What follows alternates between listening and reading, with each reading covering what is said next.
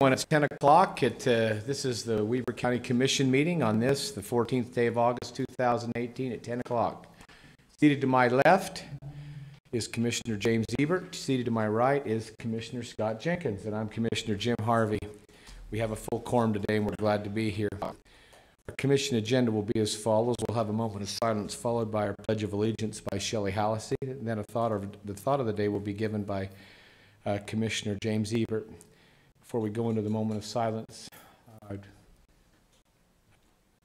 I'll remind you all that the importance of public safety. This morning, and while I'm not personally familiar with, Utah lost one of their own firefighters today.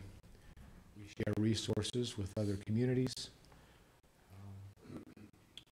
Our Weber Fire District is very good at this, and they often, in fact, they have a team in California right now.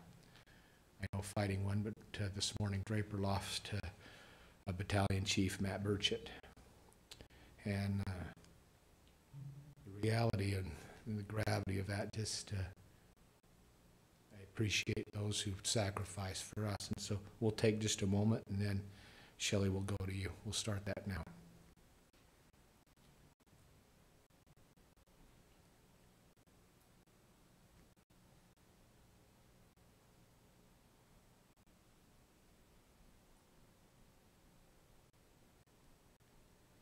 Ms. Hallisey.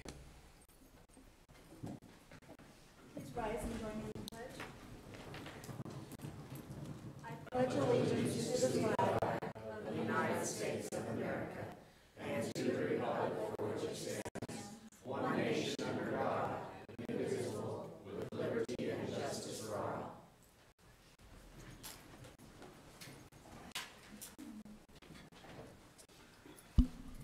Sure. Two quick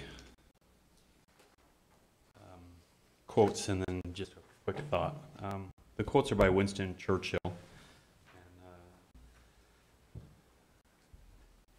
And, I think I'm going to start first with just touching on what Commissioner Harvey talked about and an understanding that we have those in our community that continually serve us that maybe many times we're unaware of. We have individuals that come from all over the country when we have trials or tribulations or disasters, at a minute's notice. They train for hours and years and months, and they train in first aid, they train in law enforcement, they train in deploying dogs or whatever the need arises. And many times we're a little complacent as citizens of this country to those who spend a tremendous amount of time preparing to respond, to help and assist us, from corrections deputies to law enforcement deputies to fire services, to those who go to recover individuals that have been lost or who have passed away and are deceased. And many times we forget the hours, the sacrifice of families, the level of dedication it takes, the danger that it involves. And when we lose somebody, we have this groundswell of support and understanding and realization that many times goes away after 10, 12 hours, while families continue to grieve for months and years afterwards. But still, these men and women continue to serve us over and over and over again.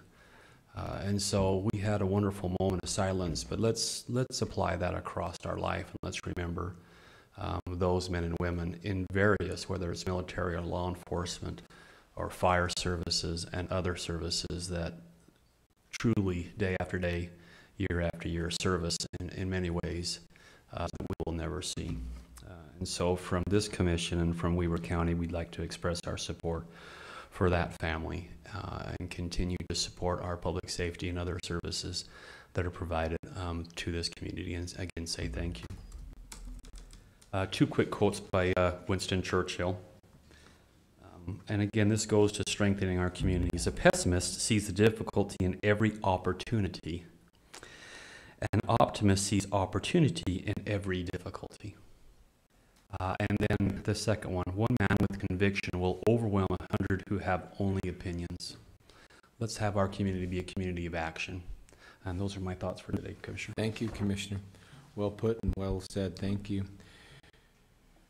We're to item E on the agenda today, which is our public comment. Our agenda is laid out, and for those of you who come in, it's on the back table. But if any of you have come to commission today to speak or to address the commission, now's the time. We invite you to come forward, state your name, and if you'd limit your comments to 3 minutes, please go ahead. None being recognized, then we'll proceed to item F on our agenda. Before we go to item number F, when I first started working in a previous career, I was involved with the Ogden Rotary Club. And in that Ogden Rotary Club, I met a gal by the name of Gay Littleton. This was back in 1986. Of course, I was 13 at the time. And Gay taught me a lot on a lot of different areas. She was with an organization that up until that point in my life, I had not heard of, the YCC, or Your Community Connection. And we have today a presentation who will explain more what the YCC, Miss Julie Smith, making a presentation to the commission today. Julie, you've brought a group with you. Please feel free to, in your presentation, to introduce them. That'd be appropriate as well. Okay, and thank you very much. Thank you. First of all, I would like to thank all of you for what you do. I don't think we have an appreciation for some of the obstacles you face and some of the challenges, shall we say, that you have to overcome. So thank you so much for making Weber County such an awesome place to live. Frankly, I think it's the best. I'm a little biased because I've lived here most of my life, but thank you so much. I would like to introduce those that have accompanied us here today. This is Margaret Sanchez. She is over our child care. And if you're ever having a bad day, just come over, go into our child care, get some hugs, and you'll be good to go, just so you know. And to watch the children, after they've been through trauma, to watch them go from, we had one little guy that came in and just literally curled up in a corner and wouldn't interact at all. And to watch him ask the teachers, the child care providers, and the other children reached out to him. And within a week, he was interacting and laughing and playing. Now, to me, we paid lousy over there. So that's our payday, when we can see the impact of what love and care and concern do. Zen Urardi is over our homeless housing, and she will be coming up in just a minute to talk about how impactful the contribution that Weber County gave was so helpful. And we deal with a lot of homeless. In fact, frankly, everyone that comes into our shelter is homeless. And it's not just adults, we're talking children as well, of course. And so to be able to help them makes all the difference. To be able to say, you know what, if you need, we had a lady come in with a 15-month-old baby. Her arm had been broken. She'd been on the run for a couple of days. And to be able to say, you go over to Midtown, you get your arm in a cast, we'll take care of your baby in child care. And then you go up in the shelter, you rest. We come to find out that she needed transportation because she did have another place to go. She could be safe. But the money that we had to be able to make sure that she got her transportation made all the difference. We have Kathy Dysert. She writes our grants. Can you think of anything more fun to do? All right. How many do we have? I don't even know. That's embarrassing. I really don't have federal grants. I have a lot of private foundation grants. So I would say around 40-some. So we look everywhere to try to get the funding that's so essential. Does a great job. And Carlotta Gomez. She is our finance officer, and yeah, once again, such a fun job to have to make everything come together. I keep telling her she needs to find a way to like dig in the ground and come up with more money. But anyway, she's awesome. All right, Melissa Wayment is over our shelter, and you know, none of these ladies know what a 40-hour week is. I mean, that's just, but she gets called in the middle of the night. You know, we need help. She will come in. Our business is 24/7. So she runs the shelter as well as the rape recovery program. And so anyway, we are very fortunate. Tara Gilmore, right behind Melissa, is on our board. She's our secretary and is amazing. She helps us in so many ways to support us and to give us the services that are so important. And Lana Dean is here, and she's going to address kind of the public concern, shall we say. What's the advantage of helping with the homeless for the public? So if you're all right with that, can we just go ahead and get started? Lana, will you come up? Zen, will you come up, please? As I said, we have 5 centers: homeless housing, rape recovery, domestic violence. We also have our senior life care, where we help low-income, elderly, and disabled people with repairs in their home. And we make sure that we have other assets as well, like Head Start is housed there, as well as Adult Ed. So we try to make it so that our people can move from where they're at, homeless, to be able to move to where they can be productive citizens. And I would like, you've got the information before you. The #1 cause of homicides in Utah is? Sorry. I'm answering a question. Okay. The #1 cause of homicides in Utah, according to an article, 2017, Yeah, it's in was domestic violence. domestic violence, right? And so it's real, it's happening here, and we need to do everything we can to combat it. It's also a major cause of homelessness, is what it is. And so, advantage of being able to serve these people, please, Lana. Thank you. And thank you for the opportunity to be here. Domestic violence and the problem of homelessness is not something we always see with our eyes. Sometimes we see it with our hearts, but today I'm asking you to see it with your knowledge. I'm asking you to look at it with your business sense. I'm addressing you as an educator and as a taxpayer who sees the impact of homelessness, specifically on children and the economy. I'm not going to give you examples of experiences I saw in my classrooms from the elementary to secondary, adult ed, and youth in custody, mainly because I don't want to become a blubble idiot telling these horrid stories. But I did see the impact of domestic violence and the homelessness at every level I was involved in for over 30 years. I saw it both as a teacher, as a principal, and as a project coordinator, and now I see it as a volunteer. Domestic violence and homelessness affects every economic group, every religious group, every ethnic group, every educational level, babies to the elderly, males and females, all in our community. And it puts the public at risk for safety. I'm an advocate for the continued work at YCC, but I'm also wanting to be an advocate for a neighbor I may not even know, for the children who were in previous classrooms, could have been in mine or colleagues of mine, but also for the students that will be in classrooms in a few days. Their lives have been negatively affected forever. This isn't the homelessness might be temporary, but the effect is forever, because they experience it firsthand and they realize the uncertainty that they experience when their security is so disrupted. If you want to hear some of those stories, I'm happy to share, but there are some horrific ones right under our noses.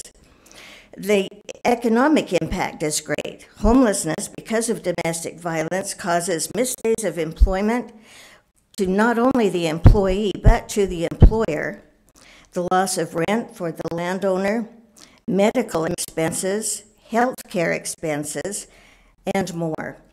There are substantial articles and statistics that support that. In fact, I have a folder of them. And this was a brief research, so it's just, it is well documented, and the lasting effect that can have. The economic impact is great. Homelessness, because of domestic violence, again, causes so many things, and most of these expenses are absorbed by taxpayers. The YCC is being proactive to reduce those expenses. I mentioned to you that you don't always see the insidious and lasting impact of abuse and hopelessness in your eyes. But please use your knowledge and help the YCC and our community be proactive. Realize the impact of your support on the Weber County community, which I, like Julie Love, have lived here all my life, and the impact on our economy. As a taxpayer, I want you to be diligent in your assessment of where money should be spent, the number of lives affected, and the positive outcomes because of your support. Thank you. And just an added note, if you have not been through the YCC building recently, I urge you and encourage you to do so. The work that's been done and the donations that have been made are so worthy and so helpful to our community. And again, it has helped our economy and us as taxpayers, because Julie has done such a phenomenal job, as has Kathy with her grants, to get support for it. But added support and that being proactive is vital at this point. Thank you. I'll try to keep it quick. You have the numbers in front of you that the $50,000 you gave us have helped, but I'm going to take it to a little bit more personal level. In 2011, I had the privilege of being hired on as housing case manager at YCC. At that time, I was just fresh out of college with a social work degree, and we had 9 apartments in the back.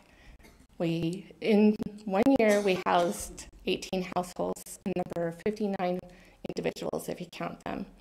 Those families consisted of mothers and children at that time.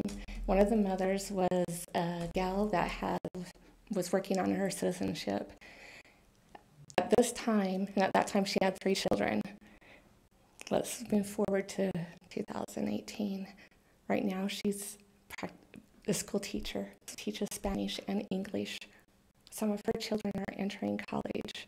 She is going on to be a contributing citizen and is teaching her children how to be contributing citizens. Today, we have 5 housing programs serving over 60 families at one point in time every given day. As you see, we served over 235 individuals with the help that you gave us. Why is that so important for our community? Let's talk about one of our clients that we house for Weber Housing Authority. This client was homeless most of her life. And we would house her, we as in the city would house her, and she would become homeless again. House her and become homeless again. They housed her at YCC in our back apartment. And because of incredible, intensive case management by someone who has an amazing heart, this gal has stayed housed for 4 years.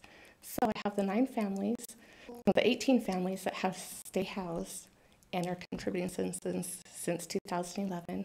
This gal who has remained housed, I've even had Ogden City Police just like, wow, you housed such and such, and she's still housed. That is so amazing that you could do it. It's the case management that helps. We also have a mother that was in and out of drug court, on drugs for 13 years, and she, when we first housed her, she sat in her car every day until it got dark. Why? Because she couldn't believe that she was housed and she couldn't quite get it. For a year, she was in that apartment, did not hang up a single picture because any day she was going to lose it, right? Well, she moved on to Section 8 and her and her son have been in the newspaper, and she is doing amazingly well. Again, she is now a contributing citizen to our community. As I sit on the Weber County Local Homeless Coordinating Committee, we are talking about the Promised Neighborhood Plan. It's going to be working with landlords that are not keeping their apartments up to par. Some families may be at risk to become homeless. Because YCC has expanded their housing program, even though our main focus is on victims of domestic violence, we also focus on homelessness now. We have a TANF program. We have spoke at the LHCC of how our TANF program can help house some of these families that may be losing their housing to help with the Promised Neighborhood. The homeless housing funding that you gave us is so crucial to our community, so crucial to these families, crucial for generations after generations, because if we help one generation, they're going to go on to teach their children. I'd just like to thank you for the time, for listening, and for the consideration of the funding. Thank you. Thank you. Can you see what a great investment the money that you gave us has created? Thank you for being willing to invest in the future of the people of Weber County. We have served over 1,400 people in regards to domestic violence within the past year. We continue to serve them, and our determination is we will do the very best that we can. So we ask for you to continue to invest in the lives of our citizens of Weber County, and ask you for the $50,000 to be able to make sure these people are housed and safe, and that their families have a future. Do you have questions? Commissioner, please. Julie, how long has YCC been a part of our community? We began in 1945, actually, before I was born. I know that's hard to believe. But yes, it was 1945, and we started out as the YWCA. We moved to our current place, built it in, and when you speak of Gay Littleton, she was very instrumental in making that happen in 1988. And that's when we switched from YWCA to the YCC, their Community Connection, because we wanted men on our board and we wanted to be able to serve men. And we are doing that right now. So we have been in existence. Okay, do the math. Okay, thank you. I'm sorry, you can see why I'm not the grant or finance person. 73 years. So I think we've got a pretty good history. So I'm asking some kind of open-ended questions. How long have you been at the YCC? A little over 8 years. And what changes have you seen in the mission and scope of the YCC in your time, and maybe even a little bit before that? Well, one thing is we used to only have 26 beds in our shelter, and we were turning away a lot of people. We have more than doubled. We now have 62 beds in the shelter. And you heard, as far as the expansion of the homeless housing possibilities, we, in fact, received grants that no one else in the area received because of the progress we were making in regards to homelessness. And so we appreciate that. We love it that your funding was open so that when we had a crisis, say for instance, we've got to get this gal to the airport, or she's going to be homeless, we could do it. Versus if we've got a grant, okay, you can only spend it on this and that. It's like, okay, I guess we'll just have to dig it out of somewhere and hope, or not do it. And that's the worst of all. And so this gives us so much more flexibility to buy gas cards, to do the things that we need to do to get the people the deposits for, apartment, a house, whatever. It is awesome. And so did that answer your question? It did, and I think the reason I'm asking these questions is I've had some connectivity with the YCC, and I appreciate that opportunity. And what I've discovered is that the YCC, the management, the staff, over the course of the last 20 years that I've had something to do with the YCC in one form or another, watching it evolve, change, has been for community needs. Yes. There's been a gap. So many of our nonprofits, they change because the granting cycle changes, or new administration has another focus in transitional housing or whatever it may be. The YCC has changed because of a community need, because of community demand. That's why it changed in 1988, and that's why it added beds. That's why it has child care. That's why many of these new programs that cost money, you have incurred because you have taken those under your wing. So I commend you for identifying community needs and then focusing your services on what the needs of the community, not chasing grant dollars. And so I can't say enough about my support for you, and I want to say thank you very much for not only you, for your mission, for your vision, but also for your staff. So thank you very much. Absolutely. Thank you. Commissioner Jenkins, Thank you. I've been up there several times, Julie, but it's been as a legislator, not as a commissioner. How long have you been taking men? We essentially started to take them, but not into the shelter when we changed in '88. But now, and I would say it's only been since we could expand the shelter, because 26 beds, there was no way. Right. And so now that we have the third floor, which is the old shelter, and the second floor, because we need a separation. And so it's only been since the expansion, which was in 2014. It was the end of 2014. But we have had men on our board since '88, and Right. we're grateful for that. Good to know. I didn't realize you took men. Yes, Good we to do. know. And they come in, we've had them come in with their children, and trust me, women can be mean. Yeah. I'm sorry, I'm not familiar with that. Okay. Kudos to your wife and mother.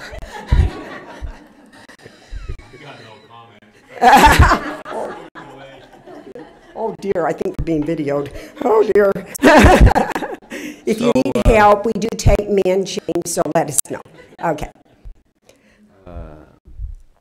My company, Great Western Supply, we've donated a lot Yes, of you have. miscellaneous sinks and toilets and Yes, you have. stuff Thank we you. have over there, and sometimes you want them, sometimes you don't, you know, and it depends on what it is. But I've been associated with you for a long time, And we appreciate it. Well, and I appreciate you and what you do. And in the future, feel free to call anytime if you need any Okay, thank you. specific items like that. Thank you, thank you. Thanks, Julie. Okay, appreciate it. Just being a little more now, not just focused on local, but watching what you do, Julie, in the greater region, so to speak, and actually for me, comparing. The fact that we have a Julie Smith. Other areas don't have a Julie You're Smith. kind. And the reason Julie Smith, I think, is successful largely is because of your team and No your board. question. And I want to compliment not just you, but both of those, your team and board also, for what you've put together. And Thank you. I see the YCC as a valuable asset to our community that fills a particular niche that unfortunately we need to look at. And so we appreciate your presentation today. Thank you to all of you that have come out to support, and we'll look forward to visiting with you here more in the future. Hey, thank you so much. Really appreciate all you do. Commissioners, with that being completed, we're going to move on to item G on our agenda, which is our consent items. Item number 1 under G is a request for approval of warrants 1517 and 430888 to 431070 in the amount of $795,077.80. Item number 2 is a request for approval of purchase orders in the amount of $226,725.07. Item 3 is a request for approval of minutes for meeting held on August the 14th, 2018. Now that should be a correction. Shelley, I think there's an error there. To approve minutes for the same day, I believe you were talking about August 7th. Commissioners, if you'd make that correction. August 7th for the minutes. Item number 4 is a request for approval of new business licenses. Item number 5 is a request for approval of training reimbursement agreements by and between Weber County and the following: Cody Williamson, Elise McCain, Piper Palmer, and Kirsten Slater. Commissioners, on the consent items as read, do any of you have any questions? Not for me, Chair. None being heard. Before we accept a motion, Mr. Lynn Taylor, would you give us some detail for our meeting, please? Absolutely. Thank you, Commissioner. We had 23 purchase orders totaling $227,000.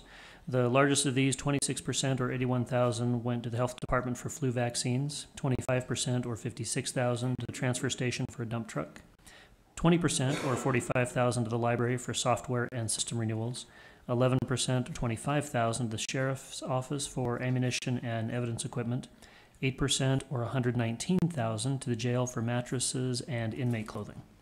We had 184 checks totaling $795,000. 52% or $410,000 of that went to road construction and engineering, mostly on 4700 West, but also Skyline Drive and 12th Street. That was all paid for by WACOG funds. 15% or $123,000 went to road construction and right-of-way acquisition in Hooper and Harrisville. And finally, 9% or $74,000 to the library for books, materials, software, and utilities. Very good. Commissioners, after that explanation or any more detail, are there any questions? I have one. Okay, Commissioner The, Jenkins? on the flu vaccine, when I seen that, I wondered, how does Health Department make sure that that gets broke up evenly between Weber and Morgan? That would probably be a question either our finance accounting department or the health department themselves in the summary for this. Just have the overall summary, but we can look into that and get more detail on how they divide those.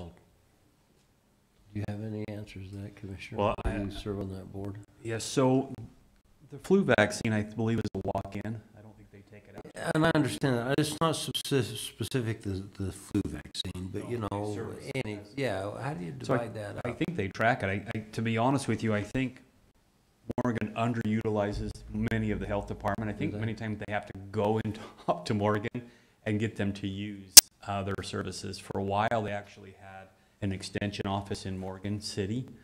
And then some changes happened at the school district. They lost that site. And so they actually don't have an extension office in Morgan for many other services.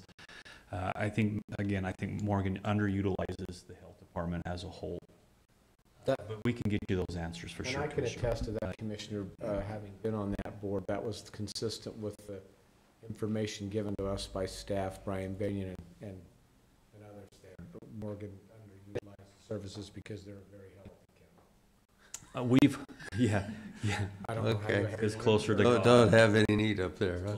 Well, just how you determine healthy. The reality of it is we have a lot of connectivity to Morgan in the health department, in our behavioral health, and many of our law enforcement. We partner with Morgan, and with almost at fault, I think we underutilize them and they overpay. We had looked at 911 moving away, but we found that Morgan actually, to provide that service would cost them more to go somewhere else, but they actually subsidize this a little bit. So. Okay, sorry, that was a little bit of an open-ended question. I probably shouldn't ask that. No, that's fine.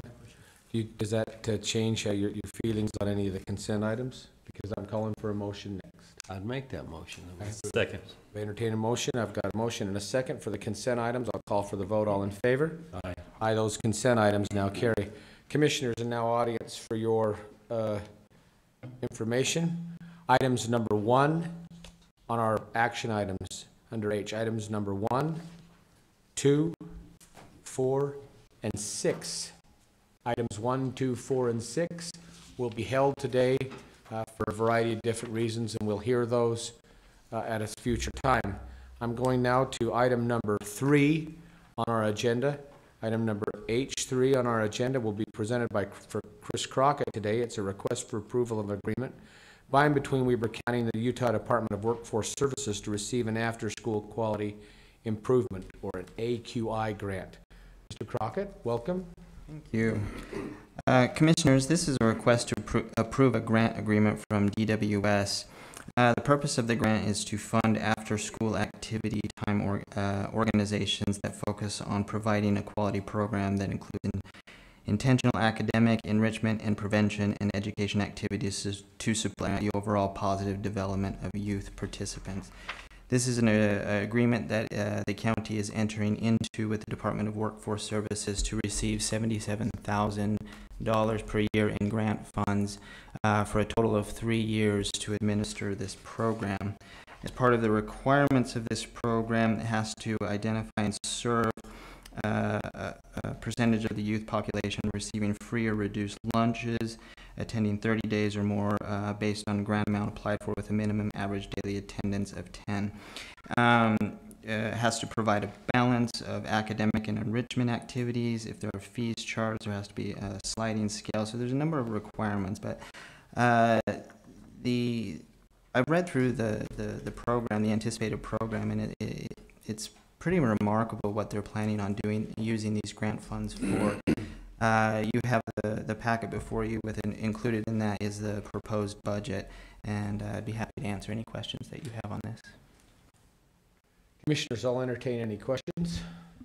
Really not a question, more of a point of information. As we have started working forward on our intergenerational poverty, and one of the areas where we identify those who may be in that category is this reduced lunch. And so what we're doing is partnering with Boys and Girls Club in an attempt to start providing these services and continuum, and using our community partners that are well positioned today to deliver those services. And Boys and Girls Club is an amazing partner within our community to accomplish that. So I know that we put in for several grants along with Boys and Girls Club and other nonprofits in the process of starting moving intergenerational poverty forward, and this is a big win for us. Great. I agree, and I'd like to echo that comment. I've spoken with Kate Bideau at the Boys and Girls Club, and I'm excited to see what she's going to do with this. And as we set up agreements and partnership agreements with the Boys and Girls Club and also the Weber School District, I think great things will come from this. Great, terrific. Thank you, Mr. Crockett. Any other questions, Commissioners? Commissioner Jenkins. This ties directly to the contract that we've given LSI.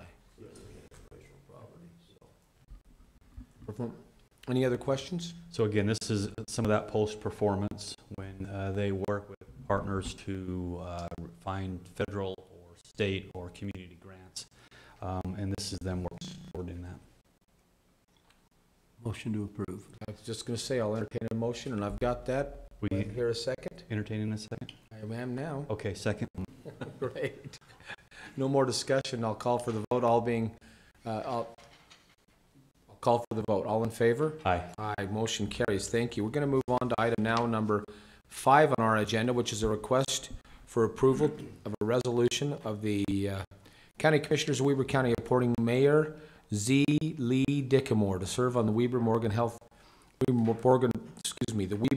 Board of Health as the WACOG representative. Mr. Crockett.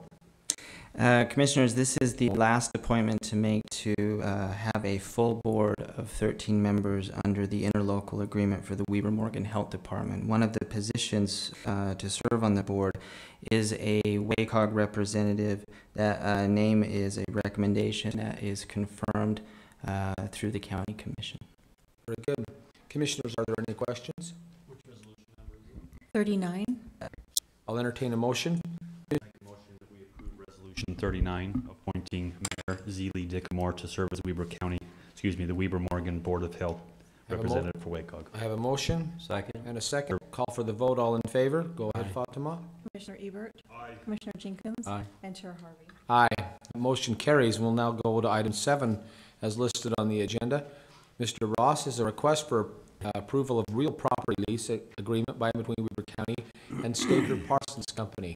Long time coming on this one, Bill. A lot of good work, but appreciate it. Thank you. Took us a little bit to go through the processes and vet the I guess the amount that we'd be leasing that from, make sure we were both benefiting from that. It was a good price. So as mentioned here, this is just the 3.5 acres on the east side of our lot that our county shops and roads occupy at this time, that we'll be leasing that Staker Parsons Company for $2,000 a month, $24,000 for the year, and they'll just join their properties with that and use it for material and stock uses. So, Commissioners, any questions? This is really the first time I'm aware that we're moving forward on this. I think the concern I have is that we have a huge need in Weber County to build a storage facility. We don't own a lot of property in Weber County that's directly adjacent to a facility like this. That facility would allow us to store equipment that would be worked on, to have a centralized location. I am concerned with leasing that property out, but because that's going to put us in a bind. What do we do now? The sheriff has a huge need at this point to store not only a Sims Village or to erect a Sims Village, mobile command centers, search and rescue equipment. We have huge needs. at our convention center with storage with Parks Recreation. I'm just trying to figure out where we're going to build this building to start storing this, because we're spending a tremendous amount of money leasing storage today. When this first came up, what has held up building the building was that they were going to buy the whole piece of property and relocate us. And then we could build our storage facility along with the new shops. Somehow we bifurcated that. Now we're going to lease out one of the only pieces of large property we own in the county, unless there's another plan. I'll shut up if there's another plan. We don't have another plan right now to build anything, but That's my the contract is set up to where either of us can get out of this contract at any time, based off of just time and availability, so that we just have to let each other be aware of. Yeah, and I'm not going after you, Bill. Oh, you're okay. Yeah, I'm saying the reason that we were looking at building a building 2 years ago, and we had a building we could probably build a $5 million building for $1 million, but we didn't build it because there was talk of moving that whole facility and then building a centralized facility, and for some reason now we bifurcated that, and we're not really accomplishing anything other than leasing a piece of property. And I have no problem with leasing that or selling that piece of property. So now we have this building sitting out here that we have a huge need. I mean, we spend $120,000 a year on rented property. Right. We could be halfway done with paying off our old building if we would have done it a couple of years, 3-4 years ago. So those are my concerns, commissioners, Right. with moving forward on this. And we're still looking. In fact, this morning we're in meetings talking about that as well, looking at other properties for hopefully sometime in the future doing that, to sell that property to them. That's still, in fact, Parsons have presented us with numerous areas to look at for our consideration of possibly doing that to make that deal in the future happen. So that's still something that we're looking forward to doing.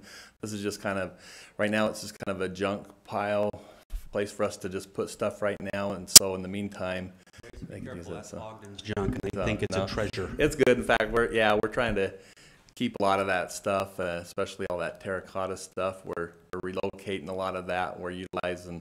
We have to move some of the things that are back there to our 12th Street property that we just renewed the lease with Post Paving. So there's a lot of things in the work that we're taking care of all that stuff as well. Again, my concern is we're going to get $2,000 a month to lease this property. We spend $10,000 a month on storage. That seems like a losing proposition for us every day of the week. But the storage that we pay for, please correct me, I'm going to interrupt here. But that storage we pay for is indoor storage, isn't that correct? It is, yes. Thank you. So we would have to erect a building. The property that's proposed being leased to Parsons is all outdoor storage. There's no structure on the building, is that correct? No. Great. But that's the location that we were going to build an indoor storage facility that had some temperature control. And the reason we didn't build it is because they were going to buy the whole piece of property and build it something new. And that is why we haven't moved that project forward. That's why we lost about $250,000 over the last 2.5 to 3 years, because we were waiting for that decision to be made. And now it looks like we've made a vanilla decision. We're not doing anything, and we could sit on this and be in 5 or 10 years $1 million down in storage. We could have built a building, we could own it, and we could move that forward. My concern is if they want that property, the market would dictate a price. The market would drive them to purchase it from us. What we're doing now is giving them a reason not to do anything, and we're going to be stuck in this position where we still have a need. We're never going to meet it because we can't move our facility. That's my concern. Commissioner Jenkins, comments? I do. So I've gone over this. The property's not being used right now. It's sitting there. So I'm in favor of this lease. I support it. I wasn't here previous to this to have that discussion on storage building. I realize one needs to happen, and there's some options out there, and if we're serious, we ought to meet together as a commission and start talking this over again. We haven't had any discussions, but for today, I think this is appropriate to lease this. It's about a third of the overall property. So there's still plenty of other property back there to store stuff on. And if we want to sit down and talk about other properties for the purpose of storage, or building a building. I'm actually very in favor of that. Commissioner, any other comments you wanted? For me, commissioners, wasn't here 2 years ago when the discussion was made for storage, but I know that there's a great need for storage, and I know that we pay a lot, we pay county taxpayer hard-earned money to store things. I know we're in great need of storage. I also, please correct me if I'm wrong, but I believe we also own acreage out by the sheriff's department that that's not owned. I know there's some railroad, UP, which could debatably be some contaminated, but we own some that may not be contaminated out by the sheriff's office. Is that correct? That is correct. And the question for me is, I'd love to build a storage center, but we have priorities and we have a limited amount of money. And we've chosen to take care of other things and employees before we've chosen to take care of storage. So for today, I can support this. I know that there's a need, and I like not being beholden to anyone. So I would like to get out of leasing eventually. I don't like the idea of leasing. I like the idea of owning. That's just a model that personally that I prefer. So when we get into the position, being able to own, I'd like to pursue that. In the meantime, we have a great relationship with the Staker Parson Company. They're a great tenant in Weber County. I love partnering with them, and if we can do something that would help their operation to continue to grow, that's all a taxable property that they're currently sitting on. I think it would be good for us right now. So with that, I'm going to call for a motion on this particular contract or approval of this lease agreement. I'd make a motion that we approve this lease agreement. I'll second. I have a motion I'll second. and a second. And so with that being said, all in favor? Aye. Aye. Thank you. Abstention. Abstention. Very good. Thank you. Thank you. Item number I is a request for a motion to adjourn the public meeting and convene a public hearing. Do I have a motion? So moved. Second. A motion and a second. All in favor? Aye. Thank you. We'll now then go to our public hearing. We have a public hearing to consider and take action on a request to vacate a portion of lot number 1 in the Pelican Bluff subdivision. Felix Yaverino. Yes, thank you, Commissioners. Good morning. Good morning. I'll just get started with the presentation. So before you, you have an application to vacate a portion of Lot 1 of Pelican Bluff subdivision. And so this requires a legislative action. We've come forward for you for approval of the actual vacating ordinance. And so state and county code, as well as county reviewing agencies' approvals have been met for this proposal to vacate a portion of Lot 1 of Pelican Bluff subdivision.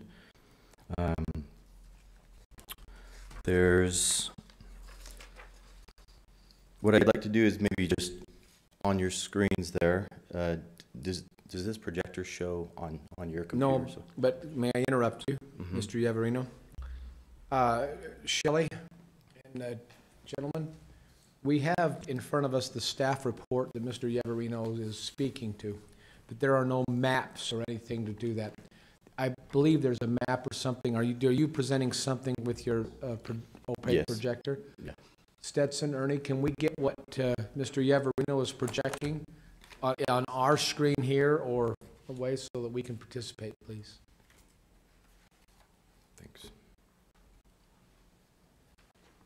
What I could probably do is just kind of show you the general area, and then we can kind of show you some maps, kind of describing why this ordinance is appropriate and what exactly the applicant is looking to get. So, okay, so There you go.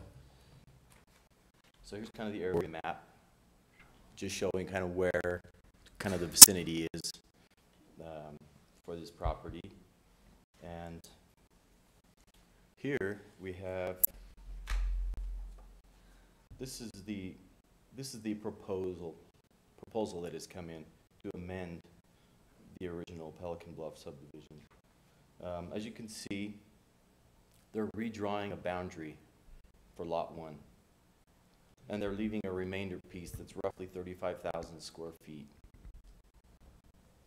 The county surveyor has also requested that the entry numbers be placed on this amended plat to provide a reference that this has been done, the remainder area has been vacated by ordinance, and also the remainder area has been included with the property here. That way it does not leave an illegal parcel sitting out there.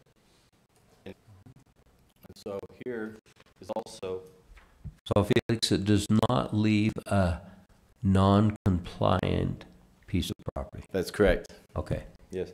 So here also, just kind of for information's sake, this is the original. This is kind of what it looks like today. And so, let's see here. So staff recommends approval of this ordinance to vacate a portion of Lot 1 of Pelican Bluff subdivision with the conditions that the ordinance be recorded with Weber County Recorder's Office in conjunction with the approved plat amendment, and also the deed will be recorded that will bring the remaining portion of Lot 1 into the adjacent property to the east. And so kind of a two-part thing, and I think that take care of not only the fact that this subdivision plat amendment would, like I said, would be creating an illegal division, but then would be immediately taking care of it by vacating that portion of Lot 1 and then immediately bringing it into the property to the east.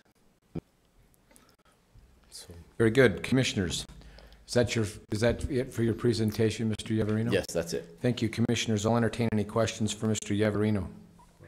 Go ahead, Commissioner. So you recommend this then, right? That's why you're bringing it here. That's correct, yes. Did this go in front of the Planning Commission, Depper Valley? No, that is actually a mistake on my report. I realized that afterward. This one did not go before the Planning Commission. Chair, I'm not sure, maybe we should have this go in front of the Planning Commission, first have them review it, get a recommendation from the Planning Commission also, so we don't run into hiccups at a later date with maybe some issues they may have from the Upper Valley perspective. Just as a thought, but I'm willing to move forward if you want to. Thank you. You're welcome. Okay, Commissioner Jenkins? Would that not be standard procedure? Not in this case, Not in this case? no, Okay. because there's no easements or roads or private right-of-ways being vacated. Commissioners, any other questions? None for me. Thank you. We're going to now go into the public comment portion for this particular item. Those members of the public who are here to talk about lot number 1 in Pelican Bluff can come to the mic now and present their comments. Please limit them to 3 minutes. No comments being heard. We'll close that. I'll entertain a motion now to adjourn our public hearing and reconvene a public meeting. So moved. Have a motion and a second to do that. All in favor? Aye. Great. We'll now have action on the public, or excuse me, on the public hearing. Commissioners, is there any other discussion? None being heard, I'll entertain comments then on or action on this public hearing. I'll make a motion. Okay, I'll make a motion, we vacate the portion of Lot 1 in the Pelican Bluff subdivision as listed by Felix. Ordinance 10. ordinance number 10, so you want to go ahead and do that without the Upper Valley Planning Commission, is that correct? I'll make the motion if we think we need to remand it back to them to review and look at it. I'm happy to do that, but if staff's comfortable with it and they don't feel like there's a need, then I'm ready to move forward. So again, could I trouble you to restate your motion? I'll make a motion that we vacate the portion of Lot 1 in the Pelican Bluff subdivision as outlined by Felix in Ordinance 10. I have a motion? And a second. And I have a motion and a second. I'll call for the vote. Commissioner, Go ahead. Commissioner Ebert, Aye. Commissioner Jenkins, Aye. and Chair Harvey. Nay. Okay, great. Great, now is item number J is commissioner comments. And either one of you, this is the time for you to speak or sing your piece. What? No singing. We ban singing. No, we have not banned it.